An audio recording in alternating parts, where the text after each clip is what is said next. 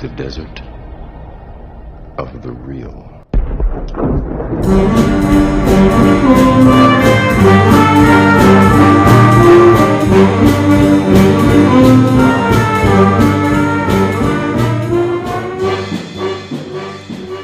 Welcome to the Desert of the Real. I am your host, Ryan Hudson.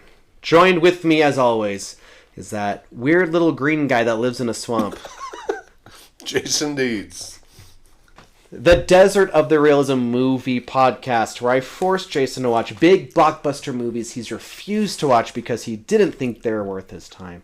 We're watching Star Wars, and he has seen these three. Mm-hmm. And that's it. So he's seen these, but he hasn't seen the others, but we're going through all of them.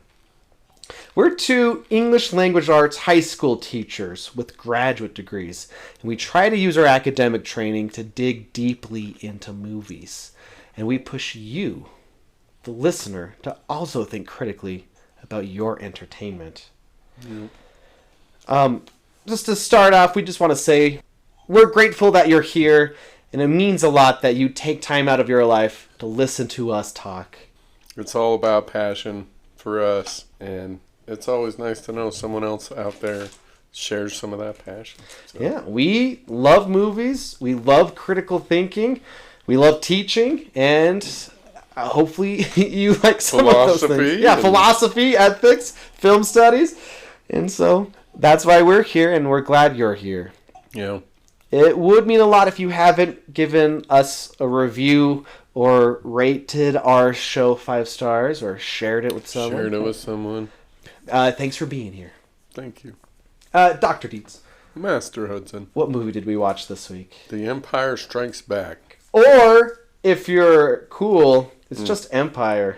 Empire. Yeah, what'd you think of Empire? It's not as good as Star Wars. Oh, okay. But coming off... It's like 4.5 stars. See, okay, here's... All right.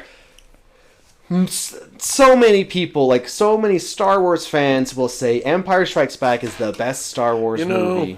They're wrong. And you know what? Right away, I'm like, yeah, I think so. I think... Oh, man, we gotta disagree about something. Especially watching it right after A New Hope. I'm like, oh, man, look how much better this one is. Just visually, this one's so much better. Okay, visually, maybe. Yeah. All right. You know what? So you don't like this one as much as A New Hope? But it's like 4.5 stars instead of 5. So it's way better than, probably 75-80% of the movies I've watched in my life. So. And for this podcast, probably. Yeah, well, that shoots up to like 95, something like that. Yeah. %. I think right away, like just in the first few scenes, it's evident that I think the craftsmanship and the storytelling ability is just, I guess, leveled up, to say it. Yeah, sure. Yeah, sure, all right. There's more logical issues with this one than there was with the other one. So I get why they're on, it's Hoth? Yeah. I mean, they're hiding. Yeah. I got it. Uh-huh. Okay, so they're putting out these life form sensors, right? What is the purpose of a life form sensor? This sense life? Oh, okay. So how come they don't know where Luke is? Is he dead? That's a whole... Luke and Han and whoever else are out putting life form sensors out to sense life. Okay. Luke just got done putting his last one out. Okay. And then this big friggin' thing attacks him. That's called a Wampa. Great. He's not that far from the life form sensor that he just put out. How come they don't know where he's at? I think the implication is the storm is interfering with it. And if there wasn't a storm, they would be able to... All right? Great. We got that. Okay, so how much, just in, estimate ballpark percentage of the time living on Hoth is there not a storm? I don't know. I just guess. Just take a guess. They were able to build all this. They were built their whole fort. They were able to put all these things in, probably without storms. So just percentage-wise. There's not I don't know how often is there a blizzard in Antarctica? So if you're putting out life form sensors on a planet where, like, even if it's 40% or 30% of the time, those sensors aren't going to work because there's a friggin' storm, guess when the Empire's going to come and attack your friggin' base? Probably when there's a storm. Okay, generally it doesn't snow much in Antarctica, but blizzards can occur fairly frequently. Oh, okay. So if you're on Hoth, where blizzards occur fairly frequently, I think you would use a life form sensor that would work in a blizzard, because fairly frequently, if you're using the life form sensors to prevent an attack from the Empire, fairly frequently it's not going to work. Okay, but... So the whole premise of the start of this movie is stupid. No. Okay, Anyhow. no. Yeah, that's all I got to say. They literally say it's so cold, not only will you die, your Tom-Tom will die. And the sensors don't No work. one's gonna attack the base when there's a blizzard, dude. Bro, they're rolling in these big friggin' walkie things that I'm assuming have heaters in them. Right? Come on. Come on, man. I realize... On AT-ATs, probably. I realize that you're, the pathos guy, but... Come on. No. This is absurd. The whole start of this movie is absurd. Okay, let's talk about the big abominable snowman guy. Wampa. Wampa? Great. So, you're hungry, right? You go out. Yeah. You get this little stinky creature, whatever it is. Tom. Great. Tom. And happens to have this nice snack sitting on it, right? So, you kill the Tom. What are you going to do with the little snack? Hang it up in the ceiling? What? Okay, how are you going to do that? How doesn't matter. What are you talking about? He's friggin' stuck him in the ceiling. How did he do that? Does he have ice breath? He's like holding him up there and he's like...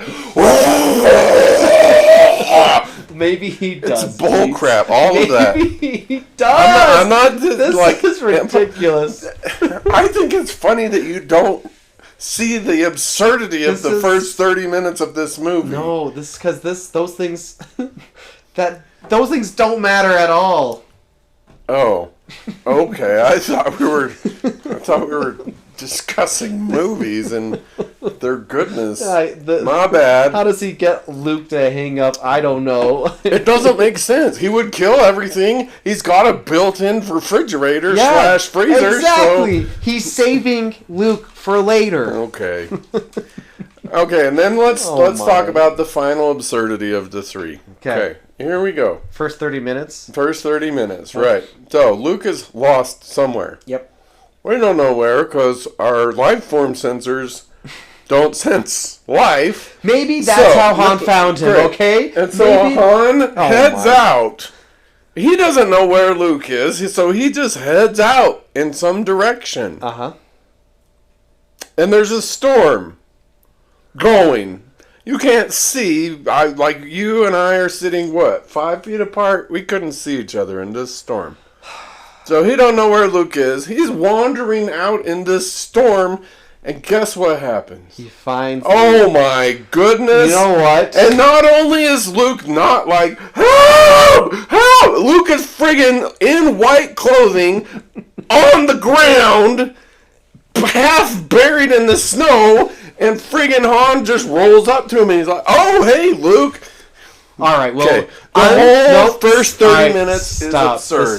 This is absurd. No. Here's the funny thing. What? That specific nitpick... It's not a nitpick. That's a nitpick. It's logic. That one can even be explained with Star Wars logic. He's reaching out with the Force. Something he does later in this movie. Okay, so that's the explanation for anything that doesn't make sense in Star Wars. It's the Force. So Luke must have been hiding himself from the life form sensors so that he could have this experience with the Wampa. Man, okay. Anyhow, there's more to come because there are other significant logical inconsistencies in Empire. I can't wait. Okay. But on the whole, solid. Jeez. It's if we're focusing on the characters themselves, which I think we should. Yeah, Empire is magnificent in terms of its depth of character development. It's great, beautiful. It's a very visually awesome. Yeah. Did I you agree. know Phil? George Lucas doesn't direct this one? I learned that a while ago from you. He also doesn't direct the next one. But, so like the next movie he makes after A New Hope is Phantom Menace. Yeah. Yeah, it's another next star. So, I pulled this from the internet. George Lucas chose not to direct The Empire Strikes Back because he wanted to avoid the immense stress and pressure that came with directing the first Star Wars film, opting to focus on the overall creative vision while handing the directing reins to Irvin Kershner, allowing him to delegate the day-to-day directing responsibilities while still maintaining creative control over the Star Wars. Anyway, so he's like, this is too much. He's still very much in control. Yeah. But the director has changed. That's why there's a lot of directing changes here. Like, actually, I posted something about it on our Twitter. Oh, yeah? What's that? At Desert of Real Pod. Oh. Because someone took at Desert of the Real. I can't imagine what they're doing with it. Nothing. They haven't tweeted in years. Hopefully Anyway. they feel bad. And the Nostalgia Cast podcast responded saying, make sure to watch Patrick Willems' video on the visual language of Star Wars. It really helped make the comparisons more clear. Because I say right away, this movie is just better looking and everything. And then this Patrick Willems video, he actually breaks down every single Star Wars, like the cinematic language. Like, for example, in A New Hope, it's mostly just held back, far away, so you can see everything happen. And then in this movie, we have different types of camera movement. Like, in the beginning, Princess Leia, or someone, like, the camera zooms into her. Like, literally adding to the visual language of what she's probably thinking. Right. That type of stuff. You Cool. didn't get in the last one. Also, there's, like, more creative choices, like silhouettes and different lighting styles, which also add to the dynamic of this movie. Yeah, visually it's much better. Yeah. Logically, less so. Well, I disagree. Well, Because you're a madman, apparently. okay. Let's move on. Because you and I are never going to agree about the logic of film. Well, I don't know. If you're being a little bit silly. That's not silly. It's logic. I keep poking the bear. Okay. I'm sorry. You're funny. All right. You're having a good time. Having a good laugh at the expense of logic. Okay. Han Solo is so funny in this movie. At least, like, in, like, the first half, especially, when Leia's like, I'd rather kiss a Wookiee. I could arrange that. Right. He could use a good kiss. He's in the rebellion now. Like, he's just one of the team. And it's kind of fun watching it chronological, thinking back to the Solo movie. Right. How he, like, finds a family here with his ragtag team there, and then they all die. Right. Except for Chewie. And now he finds his people. Which I think is kind of cool. Kind of, makes sense to who he is and what we've seen. He's a great character. But he says the line, like, you'll die out there. And then he says, then I'll see you in hell. So, does that imply that there's Christianity in Star Wars? Well, Christian beliefs they're not the only belief system that has a hell, but it does suggest, there is a deity of some sort. Belief of afterlife. Yeah. That's interesting. Yeah. And so it's kind of funny. Anyway. Okay, so, do you think fans, when this movie first came out in 1980, I think this is 80, like 3 years after the first one, at this point, we didn't know the Force could move objects. Obi-Wan Kenobi, he does the mind trick. Yeah. You can use the Force to, like, I guess, guide a missile, like, into the Death Star. Use the Force. Oh, yeah, okay. So he can move stuff. So I guess that's maybe the only indication. Obi-Wan kind of also makes a sound with the Force to distract some stormtroopers in the last one. But do you think fans who saw this like, wait, you can lift things with the Force? Isn't that like maybe Darth Vader? He chokes people, but right. I think it's kind of funny where if you started with Phantom Menace like we did for this podcast, right. how it's like the Force, super speed, super jump, like you just get thrown in the deep end. But if you started with the original trilogy, it kind of walks you through the Force. Yeah, it develops it. Yeah, it's like, this is also the Force. So you think that was just like afterthoughts? Or... No, I think in George's mind, he knew all that he can do, like all the Force is and stuff. But I just like to imagine the nerd of 1980, like, we were not aware that this is something the Force could do. And I have to redo my calculations. Exactly. Well, you'll see in the sequels, there are some new Force abilities that fans are not appreciative of. Like, that's not something we've been told the Force could do. So it's kind of like fans. They've closed the canon and kind of. I mean, we'll get there. And I'm very excited about it. But anyway, I just like to imagine the theoretical nerd being like, I was not aware. But I think for everyone's first watch of Star Wars should be release order. I don't think you should watch chronological order. Why?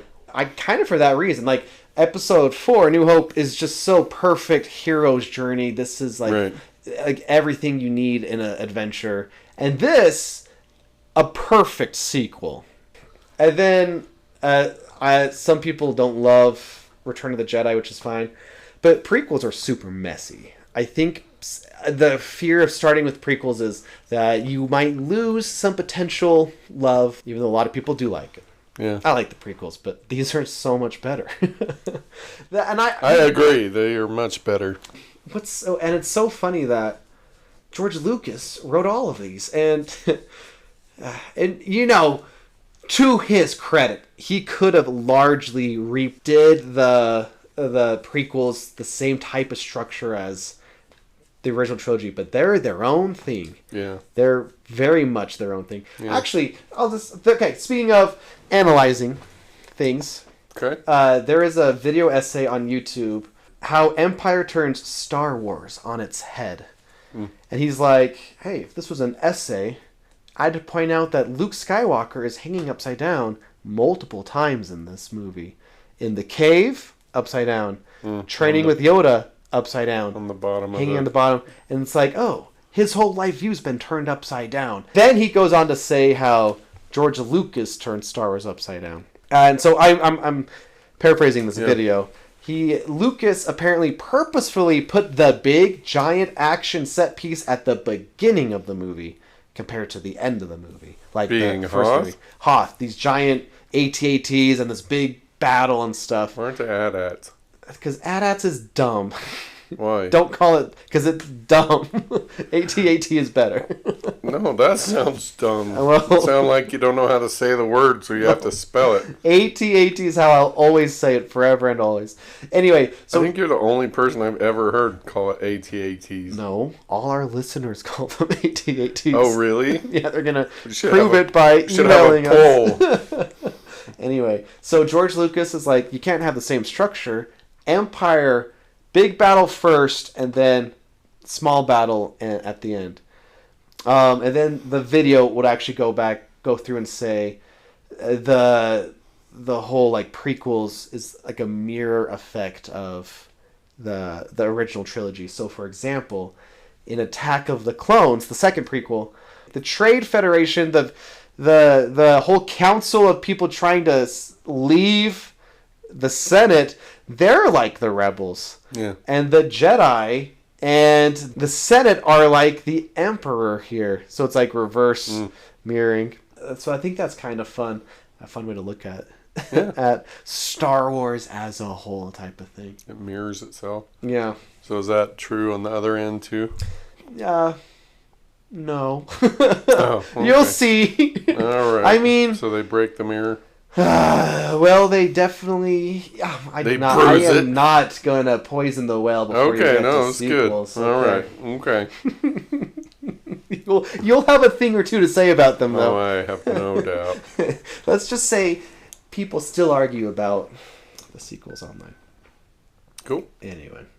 Also, like, Darth Vader just looks so much more intimidating. Part of it is the camera work. And, like, his eye... I don't know. Darth Vader's eyes in the first one are kind of tinted red. Mm-hmm. In this one, it's all black. It's all black. He just looks... in Hoth, compared to, like, surroundings, he's just all black. Right. Even in Cloud City, he's always all black. And then he's silhouetted in black. And his Imperial March, which is kind of even a cliche, like, shortcut for, like, evilness. In context, in this movie, is so effective. Yeah. Oh, yeah. Like, it's like, oh, man, Darth Vader, he's the big bad guy. Yeah. It just works so well in this movie. I agree. This is the first time we're hearing the Imperial March. Mm-hmm. He actually has a different theme in A New Hope, which no one really knows, because this one's so much better. Yeah. I thought of another problem with the first 30 minutes. What's the other problem in the first 30 minutes? I won't. Oh, yeah, I will. Go for it. So they can't blow it up with the blasters, right? The big AT-AT things, right? Yeah. So then they tie his feet up, falls down, and what happens? They blow it up. With? Lasers. How many? I don't know. Just one. Yeah. So, what are we talking here? Okay. If they're walking, we can't blow them up, but if they're kneeling on the ground, I suppose. It just takes one shot. Okay. I suppose you could argue that's all now. The shield is broken or whatever. No, yeah. You know, logic bites sometimes. In Rogue One, another movie with AT, they're actually ATC ATs because the C stands for cargo. I'm so glad that you know that. There's a part where they're shooting at the legs, and you see a little force field thingy around the legs. Oh, yeah? So maybe when it fell, must have just the shield broke. They're not supposed to fall. Knocked the squirrel out of its cage that was keeping that shield up and running. Okay, so something I never realized until this rewatch, the snow speeders flying around, they're rogue. They're all numbered rogue numbers, like Rogue 2, Rogue 3. Okay. And that's always existed. But I love how Rogue One, the movie, now kind of puts the idea that, these people going rogue named themselves, and now there's an official squadron of rebels. Of rogues. Rogue One and stuff. It's cool. It's cool. Like how it can all be connected and stuff. Yeah, I did really like what are those called? I think snow speeders. No, the two movies between the. I guess they're the Star Wars standalones. Okay, I did really like I mentioned this last week. I really like how those two standalones, like, enhance everything in these movies. I think it's really cool, like that. Yeah. Yeah, they did. I think they did a good job with the standalone. I agree. I love stir crazy Yoda. Okay, that's another thing I'm curious about for first time viewers. Because Yoda, you're expecting a great warrior. Mm-hmm. And then it's this little green guy. Mm-hmm. I mean, he's so famous, I can't imagine anyone not knowing what Yoda is. But, like, that's got to be so much better for not knowing anything about Yoda. This thing's Yoda? Yeah. Compared to watching the prequels first. Right. And you're like, then you get the whole experience that Luke had. Yeah. Because you don't know. But yeah. I love because if I don't know how much time has passed between when we saw him in Revenge of the Sith and now, but I mean, if it's any significant length of time, yeah, he's gonna be a little off, a little nuts. Well, it's however old Luke is. So he's been chilling on this planet for 18 years by himself. Yeah. I think they did a great job capturing that. Like, I'd never noticed that before, but I'm like, oh, yeah, that's probably exactly how someone would be if they, oh, there's a guy! Oh, look, a light! Oh! Like, just like that. So, I love that. I also like how it kind of comes across that Yoda is in control of his emotions, because he'll, like, sol him up and stuff. He's like, you're a little crazy. Yeah, he's a little off. I like that. I like that a lot. That's why, and I mentioned this during the prequels when Yoda fights with a lightsaber.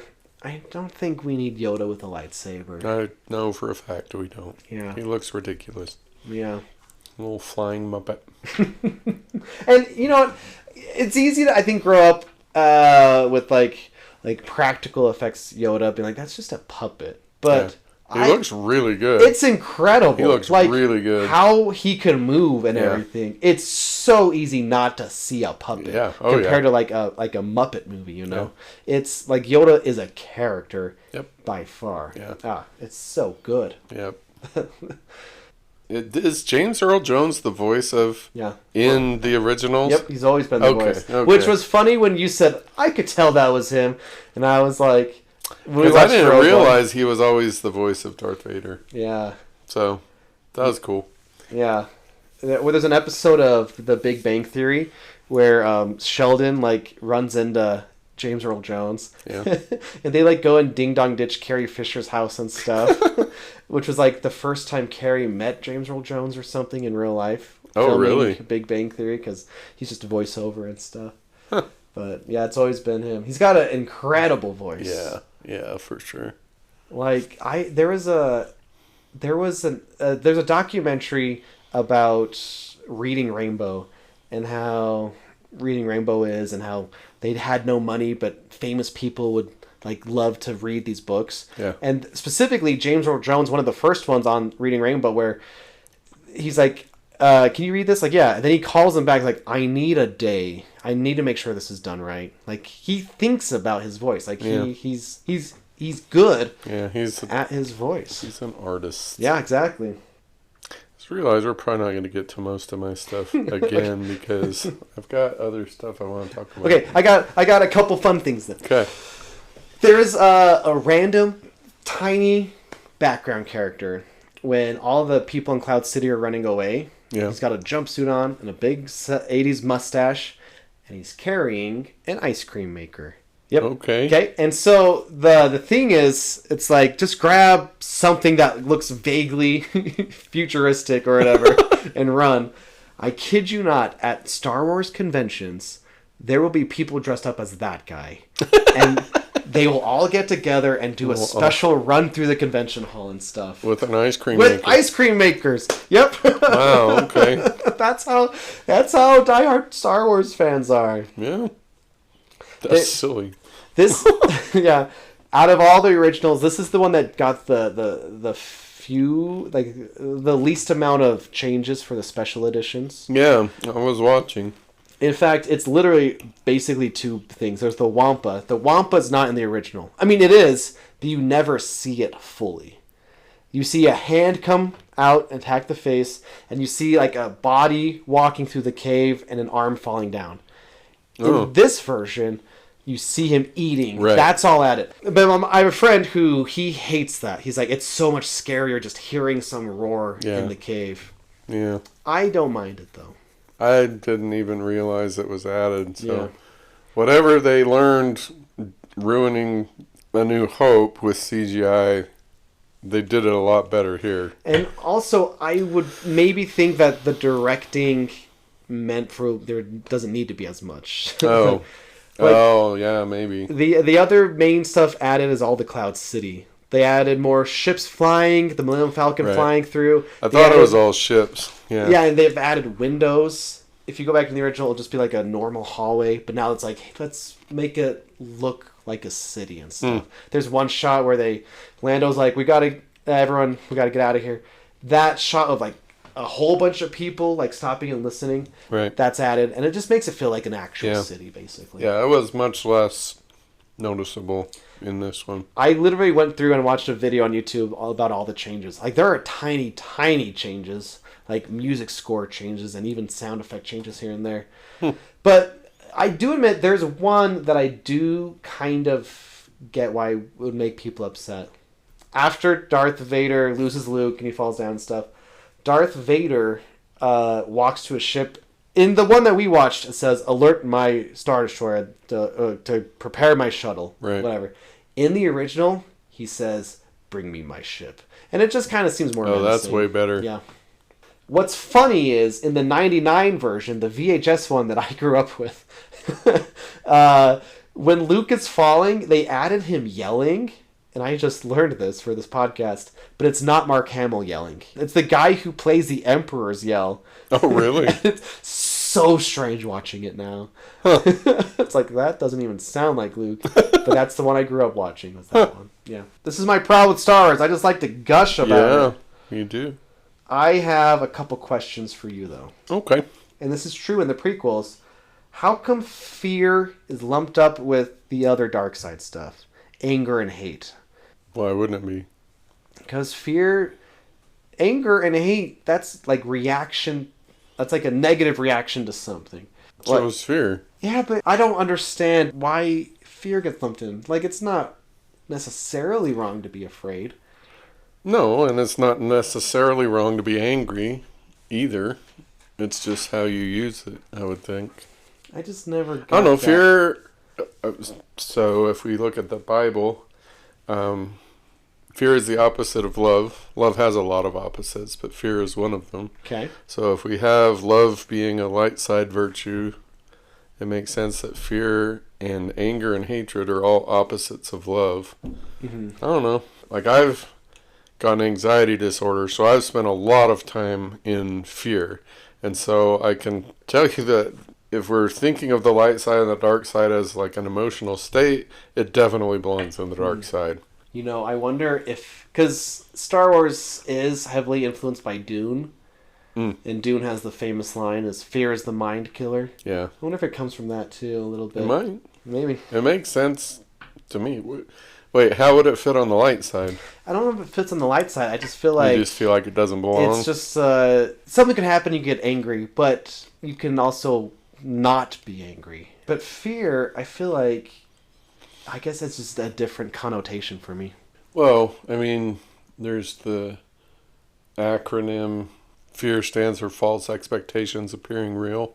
Huh? Which, you know, that's just an acronym they use to teach about the power of fear. But if that's true, then that also fits perfectly in the dark side. Dark side's all about manipulation and lies and making things appear to be something that they're not. So I guess the best connection for my mind is probably like another religious connection. Well, you don't like having, I guess, faith that things will be okay, fear. That you don't need fear. So yeah. I guess it makes sense. But there's that line in the prequels: fear leads to anger, anger leads to hate, hate leads to suffering. So how do you interpret when Luke goes into like the cave where he faces Darth Vader and he sees his own face and stuff? So why does Luke need to go into the cave? Because Yoda says that. I don't know if I've ever officially... Like, he's like, you don't need your weapons. You don't need them in there. But he takes his weapons anyway. Right. But he essentially says, you need to go in there. Yeah. So this gets to one of my other issues with this particular movie. Okay. So this time watching this, I was really bothered by the passage of time on Dagobah. Yeah. Because the first time we see him is Yoda and he's all, oh, look at this, whatever, right? The very next time we see him, he's jumping through the trees, which I guess is fine. Then he's lifting stuff, and then he's in the cave, and then he fails to lift the X-Wing, right? Yeah. And that's what we get. All of that happens in the same time as Han and Leia and right. Yeah, and so, that is super true. So we get this time I hadn't noticed it until this time, but this time I was like, wow, So is this like 3 days or 2 days? So that's an issue because it seems like you can't really learn that much in 2 days or 3 days or even a week or a couple of weeks.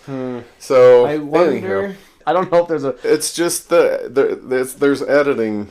I wonder if Editing issues there. What if it's like the Dunkirk thing, where in Dunkirk there's 3 stories, but they're all taking place at different times. Asynchronous? Yeah. I don't know, but... Because, is there any... They either stayed... No, it doesn't make sense either. It doesn't... It doesn't make sense. It will never make sense. Oh, okay. So I finally get one from you. See, that's an actual criticism, though. All of that was... Anyhow, okay. Your nitpicks are... I don't need to criticize this movie. I love this movie. I'm just pointing out the flaws, which is okay. It's okay to be critical. Yeah. And think critically about whether or not something is making sense or not. Anyhow. So, once again, the difference between a nitpick and a criticism is if it affects, like, the movie or the plot. That's the only one I would say. Idiocy on Hoth? No. Anyhow. What are you talking about? The whole thing is dumb.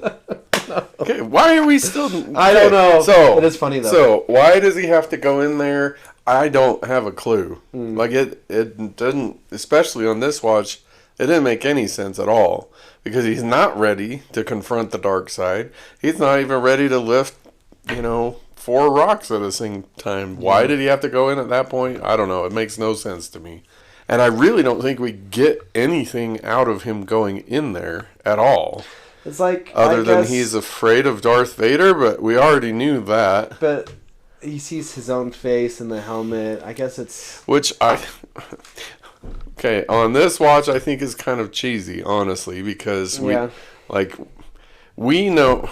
I guess that you have to recapture it watching it for the first time, and you didn't know already... So it's foreshadowing. Foreshadowing. But then, with the next movie, he won't kill Vader. And I think it's because, like... Because he did in the cave? Well, I guess it could be more like, there's good in you because I am good, and I come from you. Yeah, that might be part of it. I don't know. It didn't make any sense. I don't know. I don't know the answer. And what do you think the answer is? I guess what's interesting... New Hope is... step-by-step hero's journey. Right. And I think with the knowledge of the hero's journey, like he's going into a literal cave. Like the descent into the inmost. Yeah, the innermost cave where because it's not that he fails or loses, but I guess... It just doesn't really do anything. I guess he's just confronted with fear itself? I don't know. On this watch, that didn't make any sense to me. That's fair. But I don't mind it. I just was... I didn't really mind it. I just didn't make sense. Yeah. But then after that, we have just this awesome... In terms of the power of our minds to create, shape the reality that we're in, I love the X-Wing scene. Yeah. So much because, like, it really hammers that home. If you believe... that you can do something, you can do it.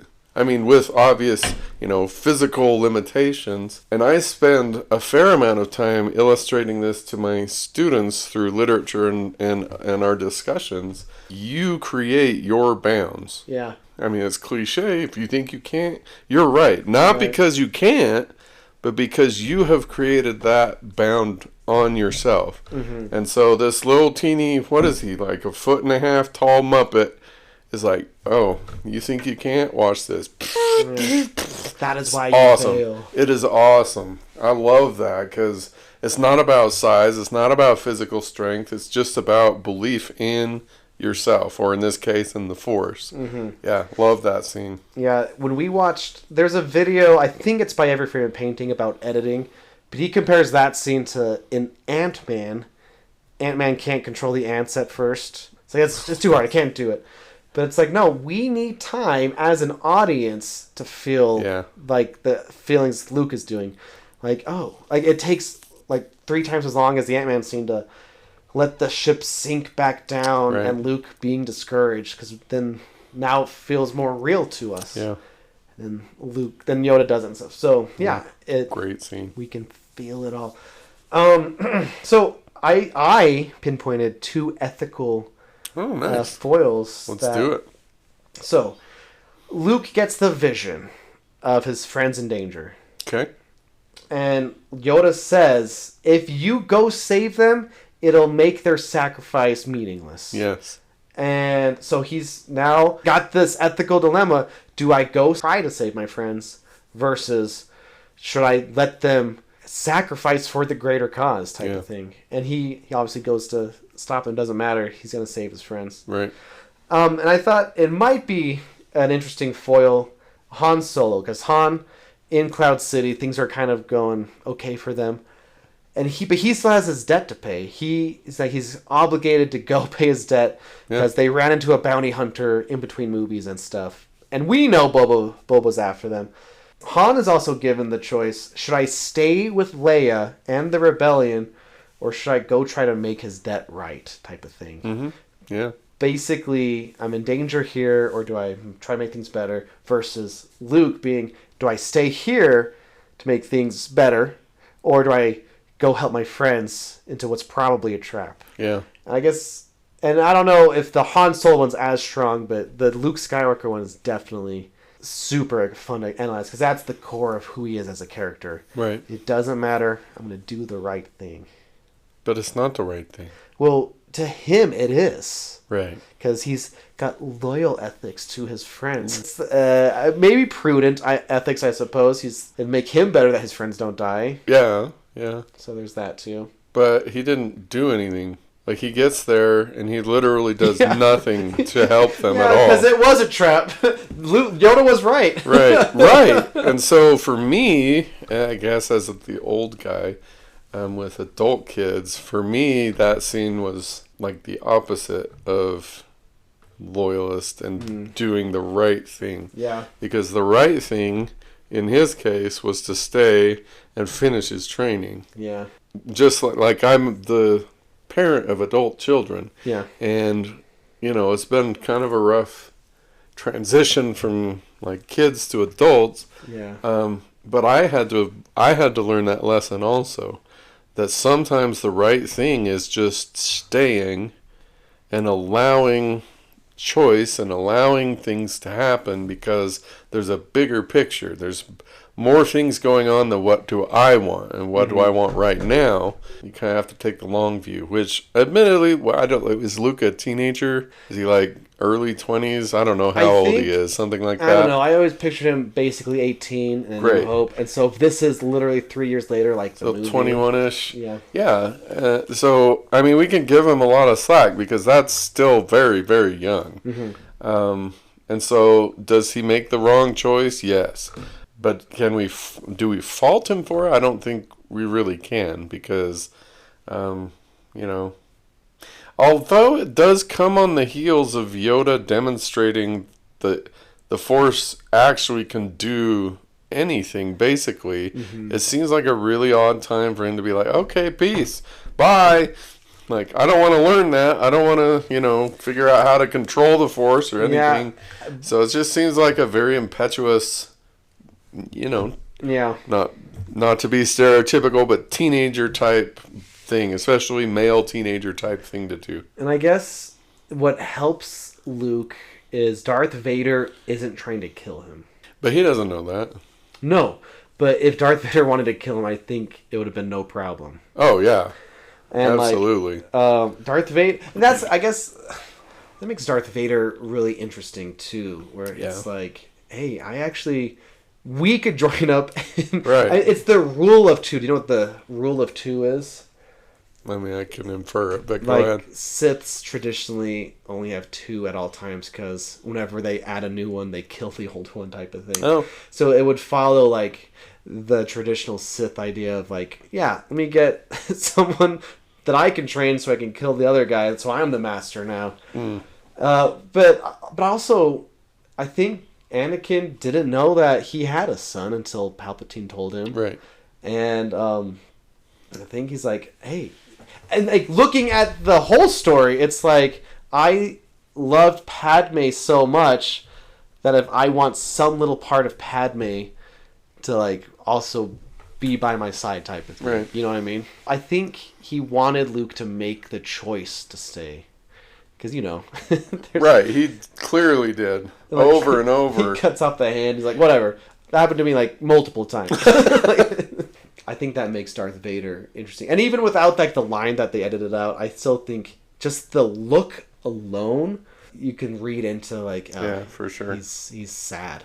Which, there is one edit in the next one that kind of takes away some of the subtext of him not saying anything. Oh. They added him saying something at a part where he didn't say something. You'll see it next week. All right, so I have a question for you. Yes, Dr. Dietz. Are Han and Leia in love? Well, here's the thing. Yeah, but also it's kind of problematic. It is very problematic. So ethically speaking, their whole relationship is terrible. Yeah. Everything about that relationship is unethical. Yep. So Han is very, very manipulative, and very, very sexist. She says no. Right, she says no so ignores many times, and he just does whatever he wants to do. And then on the other side, Leia's feelings for him make no sense. In terms of how he treats her, in terms of what, there's no reason for her to love him, other than, I guess, he forces her to, like, I don't know. It's pretty bad. But right, so if we're using this as a role model for a healthy relationship, which I think it may have been in the early 1980s, like, this is the ultimate love story, that's a massive ethical issue in just about every one of the ethical schools. So the only example I can come up with, there was a Shia LaBeouf movie called Disturbia, which is equally as problematic. In Disturbia, like, he is straight up peeping on his attractive neighbor. Mm-hmm. She's swimming, she's undressing, and he's just watching, and then by the end of the movie, they're in love. No, that is not okay. And I feel like, ethically speaking, the entire love relationship of Leia and Han is not okay. We can't say, oh, that's precious. We can't even say, like, okay, I get it. No, it's creepy, it's manipulative, and it's wrong. I would agree, but I also think it's a product of its time. Like, women are just to be steamrolled and used. Not in real life, but in movies. That's what happened. Art mimics life. There is, I want to shout this out because there's actually a video essay about that very topic. It's from a YouTube channel called Pop Culture Detective, and he usually looks at things through, like, a feminist lens type of thing. The video is called The Ethics of Looking and the, in quotes, harmless Peeping Tom. I think it comes from that one, but it might not. For Disturbia or for the Han Solo one. Yeah. Yeah. I mean, even to the point where he's, like, in the last moment that we see Han, like, she says, I love you. He doesn't respond with any appropriate reciprocal emotion at all. Well, that's... And so his... hang on. His response illustrates how much he's using her. Because she says, I love you. He doesn't say, I love you too, or... I'll miss you, or anything actually emotive. He just says, I know. So he's like, yeah, I've been playing you. I manipulated you into loving me. I know. I mean, I love Han as a character. But that moment is, like, super... Super what? Super, like, iconic. I know, but it's also super... revelatory of what I'm talking about. They filmed him saying, I love you too, multiple times. when he couldn't get it because Just- that's not his 'cause character. It sounded so cheesy. 'Cause Right, that was he's in the script. Because he's a I love you. manipulator. I know. And it's so... It's what makes it... So, yeah, I guess... Okay, here's the thing. What you're talking about, do you know what the male gaze is? Mm-hmm. So the male gaze, for the uninitiated, according to... Here's the Google definition. A feminist theory that describes how women are sexualized and objectified in media and culture. Usually the writer's a male, the director's a male, the cinematographer's a male. So And the women in film are just there to be looked at. Exactly. Right. And that's kind of, unfortunately, until recent history, has been the case. Yep. So it's like, Han, of course he gets the girl. That's how it is. But, Whether she wants it or not. yeah, and I think that also stems way back into like the 50s and 60s, how men were written too. You know, we don't have a long history of well-written women.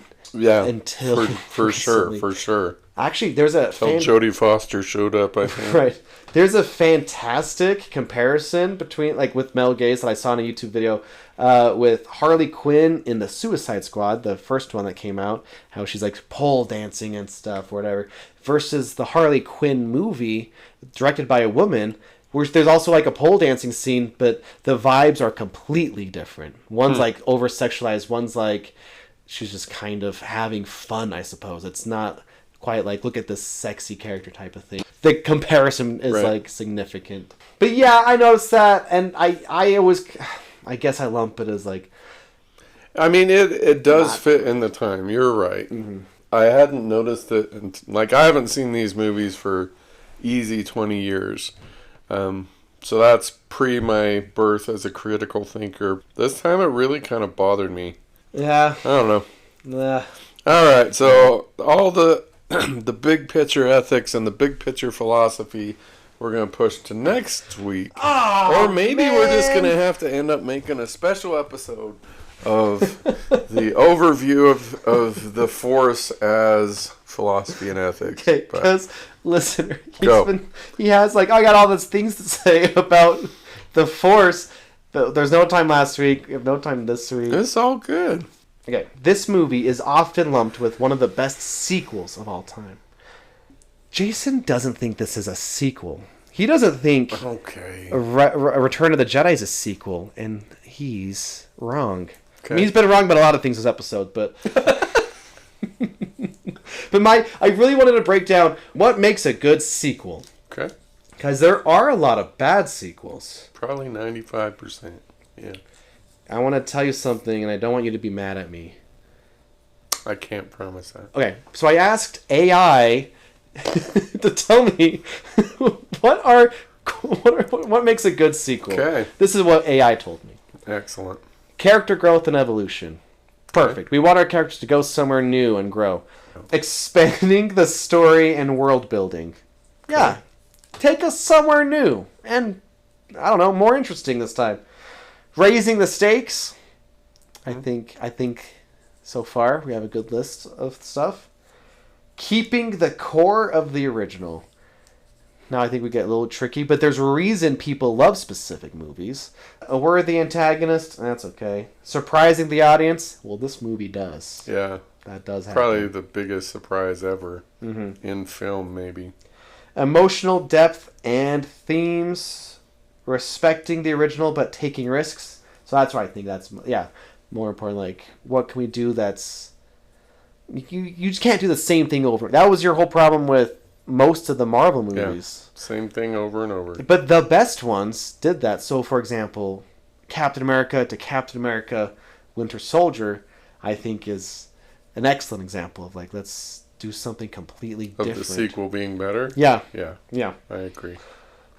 But in this movie, Star Wars, Empire Strikes Back, I think it is bigger and better. Because I think a key thing maybe not everyone realizes is literally the people who made it, like the special effects and everyone on the ILM team, knew how to do it because they just made one. Now they know how to make it a little bit better. Like, their literal skills. So you're saying improved. bigger and better in terms of the visual part of things it going on. Okay. And also maybe... Because this is not bigger than Star Wars. really any way of defining that word other than it looks better. It does look better. You're right. The Death Star, I guess, is literally a bigger threat and stuff. Yeah. But is Luke's Like, soul, there's literally like, no threat here. Darth Vader? What? But, I mean, I'm talking A New Hope is cosmic. Like, okay.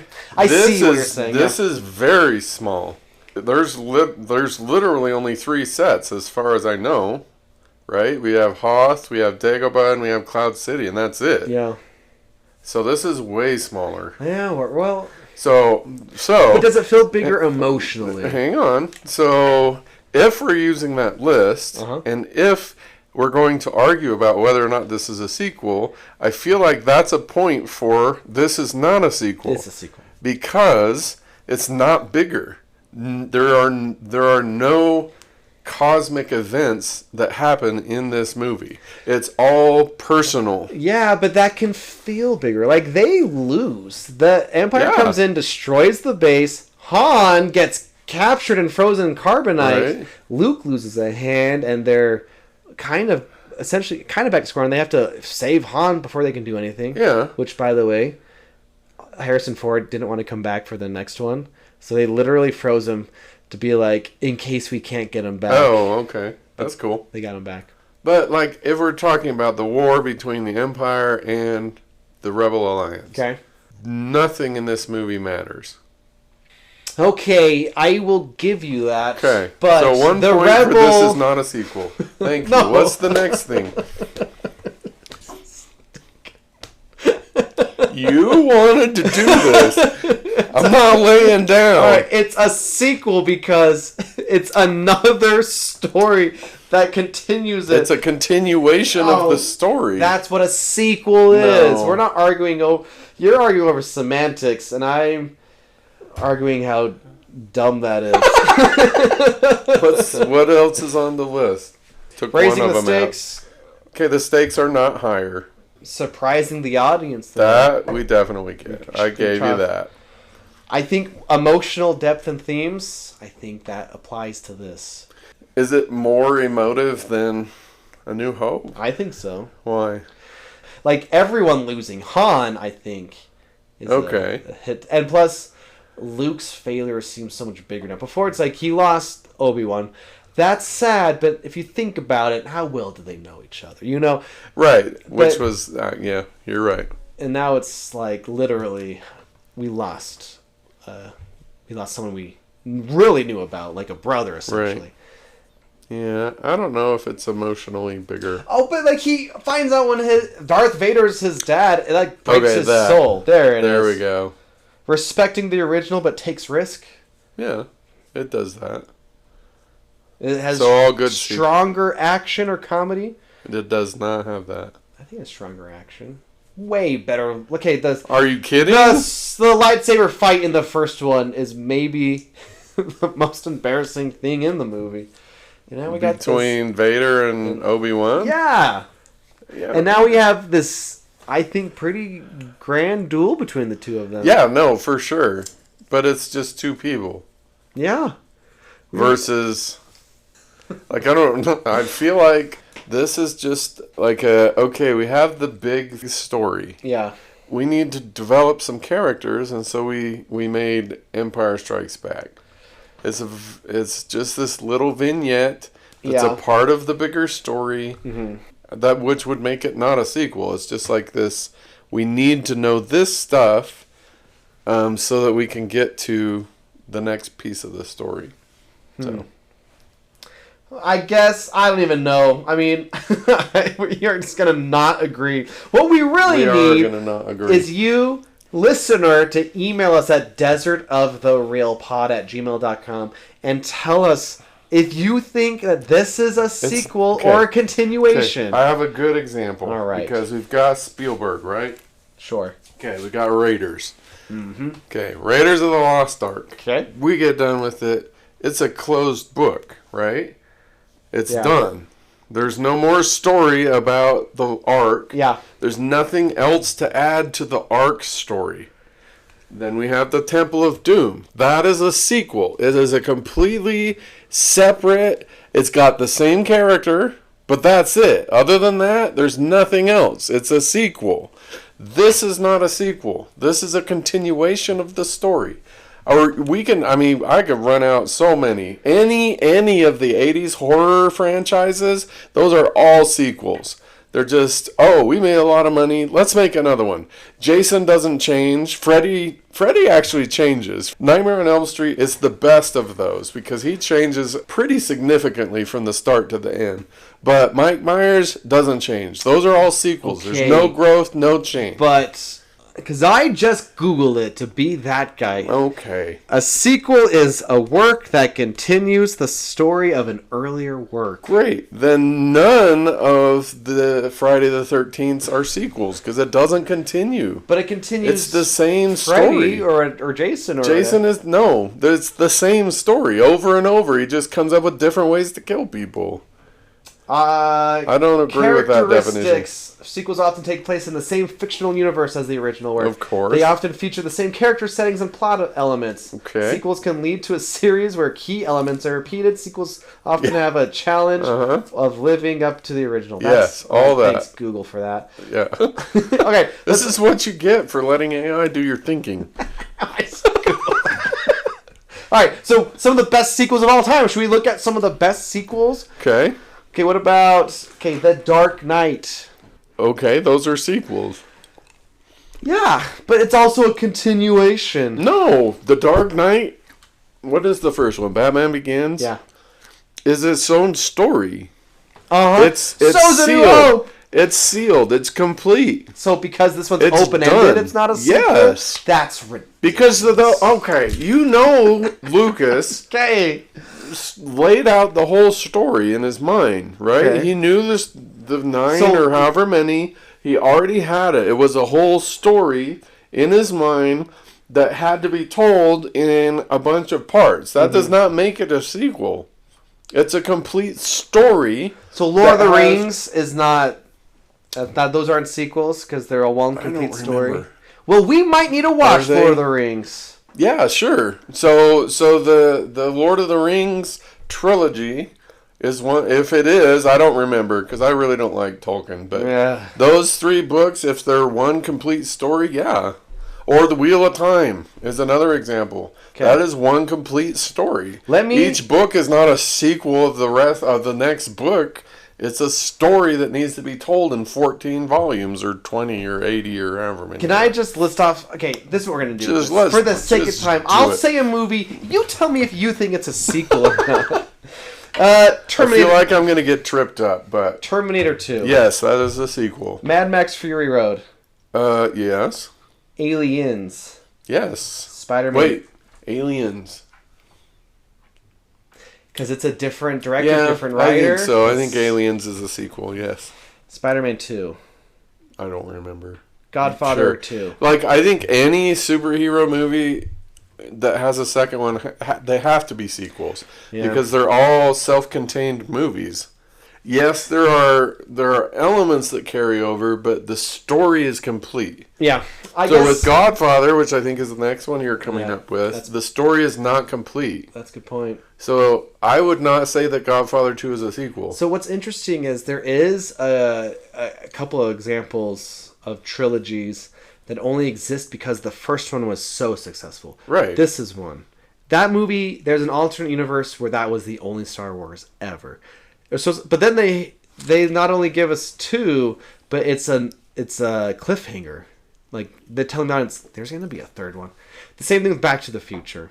Yeah. Back to the Future wasn't going to be a trilogy at first. Right. But then they filmed 2 and 3 back to back. In fact, they were so worried about people not knowing the third one was coming. The end of Back to the Future 2, you get a little montage of the next one, right, which I think they should take out. They should get rid of that. Hey, now.